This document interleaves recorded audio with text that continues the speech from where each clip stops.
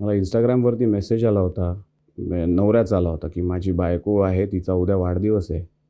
तिची आई नोव्हेंबरमध्ये गेली. हा तिचा पहिला तिच्या आईशिवाय वाढदिवस आहे आणि मदर्स डे पण त्याच दिवशी आहे.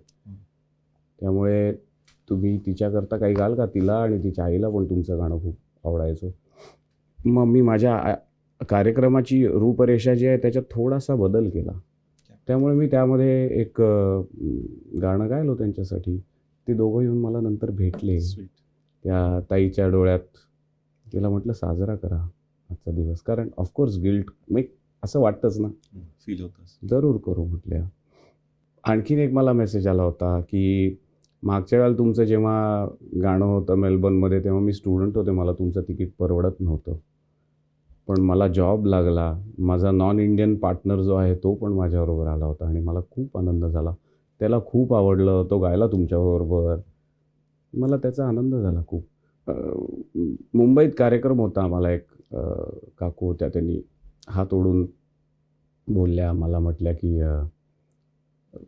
साऊथ इंडियन होत्या, की इंग्लिशमध्ये म्हटल्या पण मराठीत सांगतो, की तुम्ही गात होता माझी मुलगी कॅन्सरने गेली 14 वर्षाची असताना आणि त्यानंतर तिच्याबद्दलच्या सगळ्या दुर्दैवानी आठवणी तिला झालेल्या त्रासाच्याच होत्या आत्तापर्यंत. पण तुम्ही जेव्हा गाणं गात होता, तेव्हा पहिल्यांदा मी डोळे मिटून तुमचं ऐकत असताना माझ्यासमोर मुलीचा हसरा चेहरा आला. त्यामुळे तुम्हाला खूप धन्यवाद. असे खूप हजारो प्रतिक्रिया येतात. पण संख्येने खूप असल्या तरी त्याची सवय किंवा त्याची किंमत कमी होत नाही. कारण कलेचं फलित हे कला किती चांगल्या कौशल्यानं सादर करता हे नसून ते मनुष्याला कुठपर्यंत खोलवर जाऊन बसते हे आहे आणि त्याचं प्रमाण काहीच नाही. म्हणजे मी लोकांना असं वाटावं म्हणून काही वेगळा रियाज करू शकत नाही हो.